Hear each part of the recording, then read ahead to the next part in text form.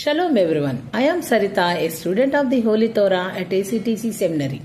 ఈ వారం తోరా గ్రంథములో 36వ పర్ష బెహలోతెఖా లేదా బెహలోత్కా అంటే నీవు దీపాలను వెలిగించినప్పుడు అని అర్థం.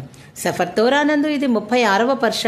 సఫర్ బెమిద్బర్ లేదా సంఖ్యాకాండమునందు ఇది 3వ పర్ష. ఈ పర్ష యొక్క 6వ అలియా వాక్య భాగములు సఫర్ బెమిద్బర్ లేదా సంఖ్యాకాండము 10వ అధ్యాయము 35 నుండి 11వ అధ్యాయము 29 వచనముల వరకు. ఈ పర్ష యొక్క 6వ అలియాలో ఇజ్రాయేలీల ప్రయాణం కొనసాగుతుంది మరియు యావే మందసం వారి ప్రయాణంలో లేదా విశ్రాంతి సమయంలో మార్గదర్శనం చేస్తుంది. మోషే ప్రతి ప్రయాణ ప్రారంభంలో ఉదయించు ఓ యావే నీ శత్రువులు చెదరగొట్టబడునుగాక అని మరియు విశ్రాంతి సమయంలో తిరిగిరా ఓ యావే ఇజ్రాయేలీల సహస్రాల వద్దకు అని ప్రార్థిస్తాడు. అయితే జనం తమ ఆహారం గురించి సణుగుతూ ఈజిప్టులో తాము తిన్న మాంసం, కూరగాయలు మరియు ఇతర ఆహారాలను గుర్తు చేసుకుంటూ ఇప్పుడు మన్నాతో సంతృప్తి లేకుండా అసంతృప్తి వ్యక్తం చేస్తారు. ఈ సణుగుడు యావే కోపాన్ని రేకెత్తిస్తుంది మరియు ఆయన శిబిరం అంచులలో అగ్నిని పంపి కొంతమందిని శిక్షిస్తాడు.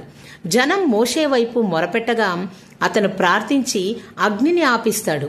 ఆ స్థలానికి తాబేరా అనగా దహనం అని పేరు పెడతాడు. జనం యొక్క నిరంతర సణుగుడు మోషేను నీరసపరచడం వల్ల అతను యావేతో ఈ భారాన్ని ఒంటరిగా భరించలేనని వేడుకుంటాడు. యావే మోషేకు 70 మంది ఇజ్రాయేలీల పెద్దలను ఎన్నుకొని వారిపై తన ఆత్మను ఉంచి నాయకత్వ బాధ్యతను పంచుకోమని ఆజ్ఞాపిస్తాడు. ఈ 70 మంది పెద్దలు సమావేశ గుడారం వద్ద గుమికూడి యావే ఆత్మను పొంది ప్రవచిస్తారు.